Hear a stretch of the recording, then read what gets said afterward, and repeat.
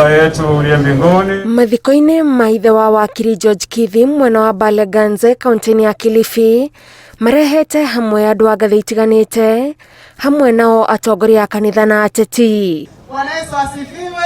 Kuri ateti uyu urari mweke mwega wa kwiyendia kuri andu aria marokete gucakaya, no kanitha irari na watho wayo na wendi wa family uria irerumite kini no nginyagia urumirirwo, kwa sababu majuto ndugamano iyumirite igongona aria mathiko rigithiaga na mbere, atongoria a kanitha makienda kuhingia wendi wa family wa kugiria uteti mathiko-ini, no nao ateti marahiahiaga kwariria gikundi kia andu aria marokete gucakaya. Wakati msiba umekufika utakosa kuwa na majonzi. Mufia wa kanitha Gatoreki uria uikaine ta Mtenzi, umwe wa aria maratongoragia igongona riri, arathomeire ateti aya mbere ya muingi na kumanika na njira ingi matahotaga kumukania. Kama ni kiongozi ukipiga sera zako sawa, lakini kazi ya kiongozi, wananchi msidanganywe na viongozi, wanaenjoy tu hapa.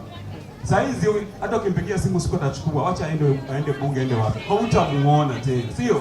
So viongozi tafadhali, tumekuja hapa kwa ajili ya kumpa pole George. Rambi peke yake, siasa sehemu zingine, sawa? Ukiendelea tutakata.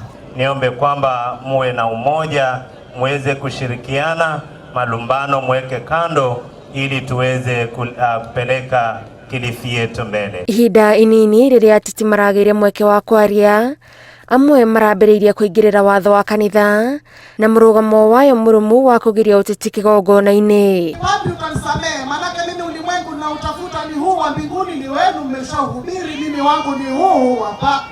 Na mimi yule aliyekufa, Biblia inasema haijui chochote, aliyekufa hajui chochote. Mimi niko hapa kwa ajili ya hao wananchi ambao wako hapa.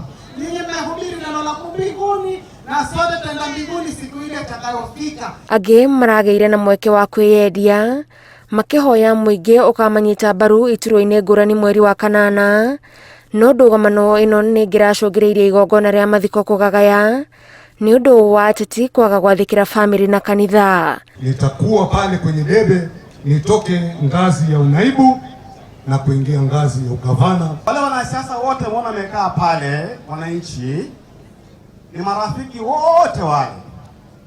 They dine together, they are good friends.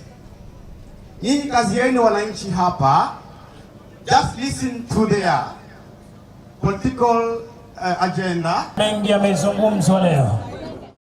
Ngirifotra Inooro TV, Jitagwo Gathoni Wajihia. Yote 9, 10